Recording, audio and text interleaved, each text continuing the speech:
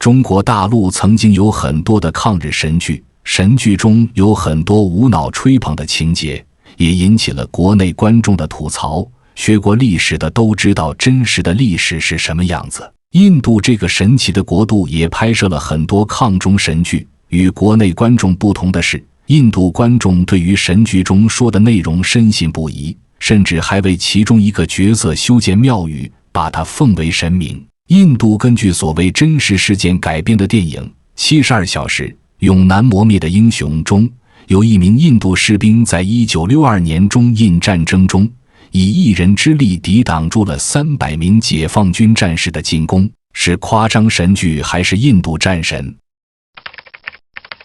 在印地语电影《72小时永难磨灭的英雄》中，主角贾斯万特·辛格拉瓦特被塑造成一个穿梭于3个阵地，一个人单挑300名解放军的印度战神，实在是符合印度动作电影的一贯风格。但是该电影在介绍的时候声明是根据事实编写的剧本，果真如此吗？2023年11月17日，印度媒体在官方网站上发表了一篇题为《纪念马哈维尔麦伦勋章获得者贾斯万特·辛格拉瓦特在1962年战争中战胜300名中国士兵》的文章。马哈维尔麦伦勋章是印度第2高的军事勋章，仅授予印度陆军、空军、海军中在敌人面前表现突出的士兵。该奖章可在死后颁发。能够被授予该勋章，说明印度官方对于贾斯万特·辛格拉瓦特还是非常看重的。在纪念马哈维尔麦伦勋章获得者贾斯万特·辛格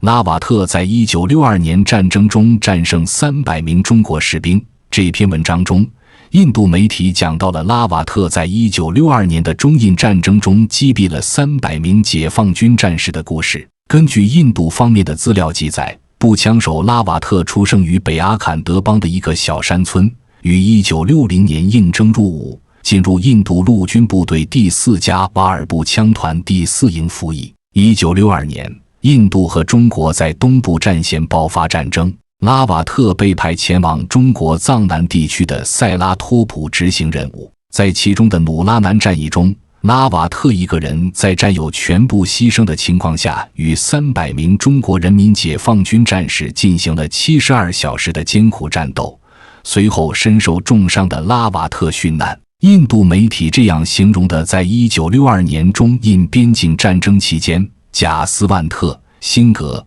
拉瓦特在努拉南战役中表现出不屈不挠的勇气，单枪匹马击毙了300名中国军队士兵，表现出惊人的勇气。步枪手贾斯万特·辛格拉瓦特殉难。后来，为了纪念这位战斗英雄，印度政府特别授予拉瓦特马哈维尔麦伦勋章，以此来纪念他的英勇事迹。2023年11月17日，在拉瓦特逝世纪念日这一天，印度军方派专人来到拉瓦特的家乡杜纳福村，举行了献花圈仪式。为了纪念这位战斗英雄，印度军方专门建造了一座寺庙来纪念拉瓦特。在他的家乡北阿坎德邦，为了纪念拉瓦特，每年还会在体育场举办为期3天的各种体育比赛、常识比赛和文化节目。在印度政府的宣传下，印度各界对拉瓦特这位战斗英雄都非常敬仰。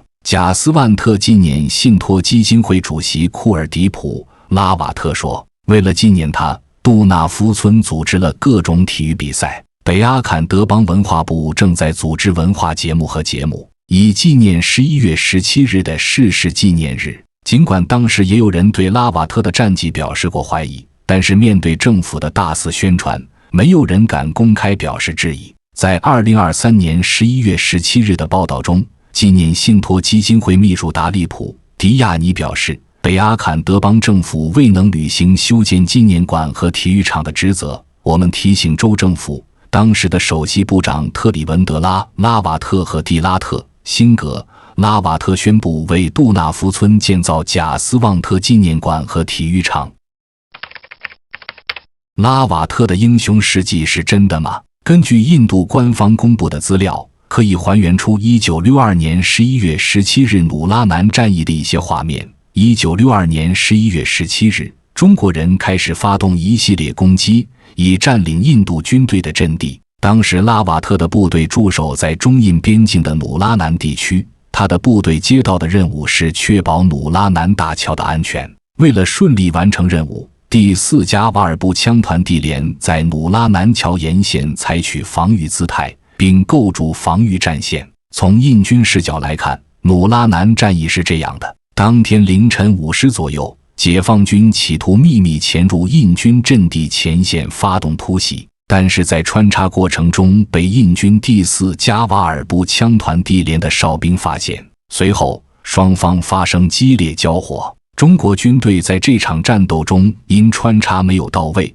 在战斗中不占优势，对努拉南大桥的进攻被印军击退。经过短暂休整，中国军队发动又一轮冲击攻势。当时拉瓦特所在的第4加瓦尔部枪团地连所装备的轻机枪无法为印度军队提供有效的火力支撑，而中国军队当时配置了一挺中型机枪，可以直接向印度轻机枪哨所开火。印军的防守战打得非常吃力。见此情形，步枪手拉瓦特和2名战友决定组成敢死队，让解放军的中型机枪沉没。只见他们悄无声息地摸到解放军火力点外围，随后拉瓦特在战友的火力掩护下，向解放军的火力点阵地扔了一枚手榴弹。一声爆炸过后，该机枪火力点的几名解放军战士牺牲。随后拉瓦特携带从解放军火力点上缴获的 MMG 中型机枪返回阵地，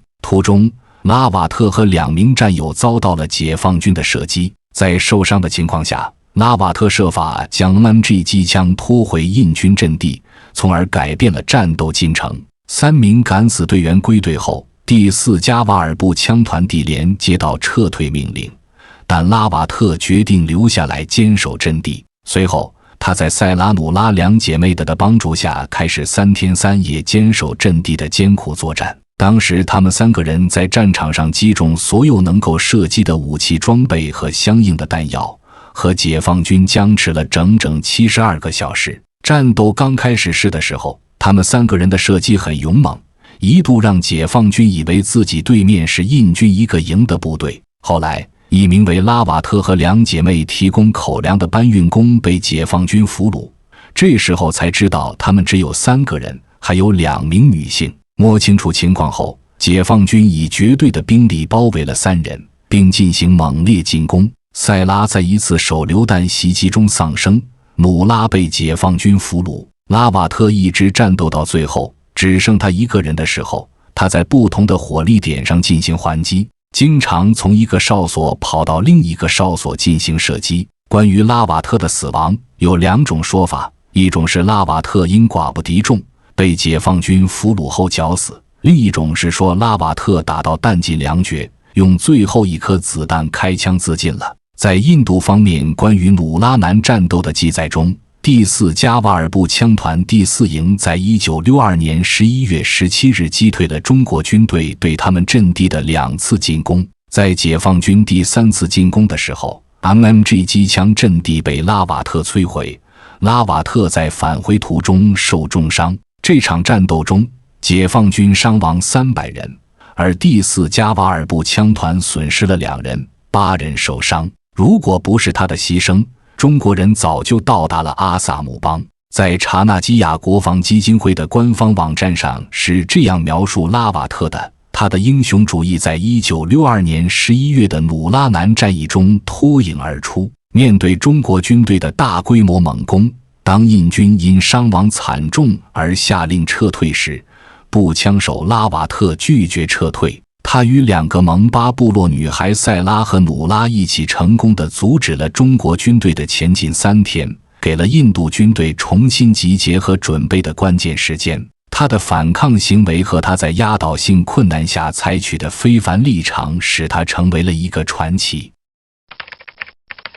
从印度记载的资料来看，如果所记载的内容都是真实的话，拉瓦特的战绩确实厉害。但从我方掌握的情况来看，这位所谓的印度战神一人单挑300名解放军的彪悍战绩真的很值得怀疑。印度政府之所以在战斗大肆宣扬战神事迹，将印军战士神化，其实是另有企图。中印边境战争是1962年解放军驻西藏、新疆边防部队在中印边境地区对侵入中国领土的印度军队进行的自卫反击作战。从1954年开始，中国多次表示和谈意向，但双方始终没有谈妥，印度的侵略行为也始终没有停止。无奈之下，毛主席在1962年10月17日确定了对印军实施自卫反击作战的决策。当时解放军共出动了3万多名战士和3万多名民工，印度正规部队出动的兵力先后加起来也有3万多人，但他们的物资供应比不上解放军，装备较差，战斗力也不够。当时我军每次战斗基本上都会出动2倍于印军的兵力进行战斗，印军在解放军的猛烈进攻下根本抵挡不了多长时间，大多数情况下都是还没有坚持到最后就全部撤退了。在实际的战斗中，解放军共歼灭印军3个旅，基本歼灭印军3个旅，另歼灭印军第5旅、第67旅、第114旅、第129旅各一部，毙伤印军准将以下4885人，俘印军准将以下3212人，其中校官26名，尉官29名。当时印军为了给政府一个交代，在上报战况的时候总是会添油加醋，战士们从刚开始缴获的时候就预料到自己不是解放军的对手，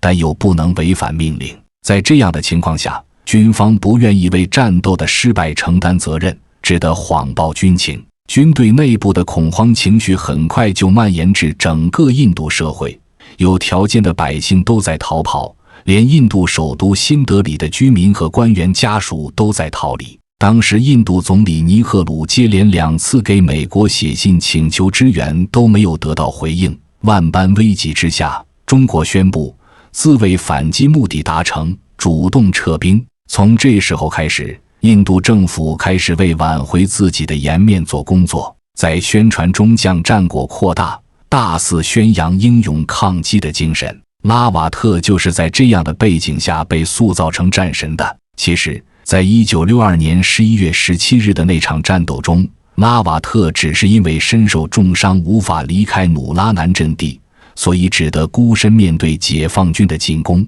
当年他也并没有阻拦解放军部队3天3夜的时间，只是因解放军在排雷、休整的过程中消耗了时间，这才让印度政府在虚假宣传的时候有了借口。通过这样的宣传，能够减少印度战败的程度，显得印军没有那么战斗力低下。直至今天，拉瓦特依然被印度人奉为战神，并为他塑造黄铜半身像在寺庙中供奉。1名印军抵挡300名解放军的进攻，很显然，不论是从生理上还是从军事上，贾斯万特、辛格、拉瓦特都做不到这样的事情，明显是印度政府将他刻意神化了，简直就是在自欺欺人。至于电影《72小时永难磨灭的英雄》中讲述的内容，已经完全脱离事实。